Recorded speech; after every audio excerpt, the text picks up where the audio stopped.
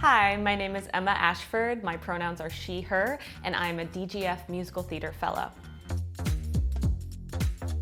I became a writer when I decided that I wanted to tell stories and make that sort of a part of my life. But I would say it wasn't so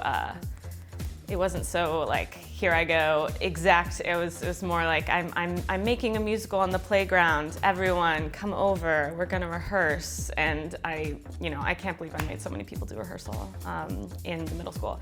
But that was when I first started. And then I more seriously decided to write when I was in college at the University of Michigan. And it was just a wonderful place for all of my creative ideas to finally come forward. And yeah, I was a musical theater major there as a performer, but there was so much space to create and like shape your artistic voice that it took over my life. And I was like, oh, this is what I want to do with my life. I want to write musical theater. I would say the work that was the most meaningful to me in musical theater that shaped what I like to say as an artist is probably cabaret. Kendra Nebb's Cabaret. I think it's the perfect balance of entertainment and real life and making important art that matters in the context of society while also transporting an audience somewhere where they have the capacity to take it in. And it's influenced kind of everything I want to write and what I'm working on in the Fellows.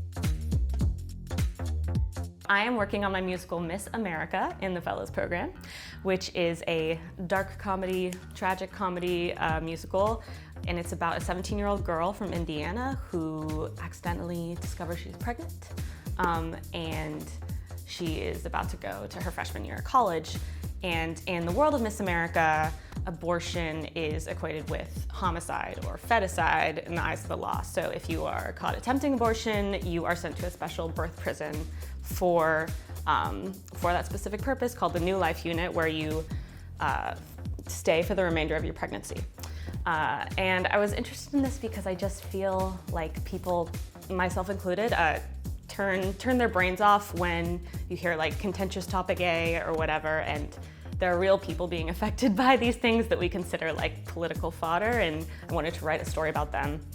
And so I wanted to write a story about all the different types of people that might be affected by abortion legislation.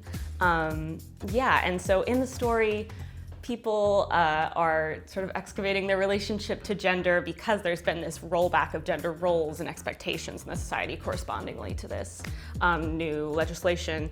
And yeah, I was particularly interested in how that affects everyone, not just women or people who can become pregnant, because I think, this affects us all. And so the piece, I hope, will discuss like how this would change society if some of these more intense legislations, are passed. And I am curious about the effect of unintended parenthood, who that helps or harms, and also just how a culture of, I believe, a lot of people trying to do the right thing can end up causing so much harm and suffering to the people around them. So yeah, but it'll be fun. It'll be actually quite fun, hopefully. Yeah, so. I think I have learned actually this year how to deal with writer's block, which usually involves, I'm not the first person to say this, but like moving around. I honestly, it's kind of sad, but I'm like, when I'm sitting at my desk, when everything's set up to be perfect, I'm like, I have in my brain. But then when I'm walking on the street, I'm like, oh, everything's coming up so clearly for me. Now I need to know, like, I wish I was at my piano. So I think, yeah, moving around, and then also remembering that, there is this spontaneous joy of creativity when you feel like, you have to meet a certain level or deadline or something like that. And so I tried to carve out like 20 to 30 minutes a day, so where I can just write whatever is interesting or makes me curious in that moment, and then I think that makes me curious and in my best headspace to do whatever work I'm going to do that day. I think about it as an opening because it establishes all the characters so cleanly and beautifully, but the Now Later Soon trio from A Little Night Music, I nerd out over incessantly, like how it's constructed, how you feel so acutely each of the characters, and how, like, you know, their wants are distilled so clearly through Now Later Soon.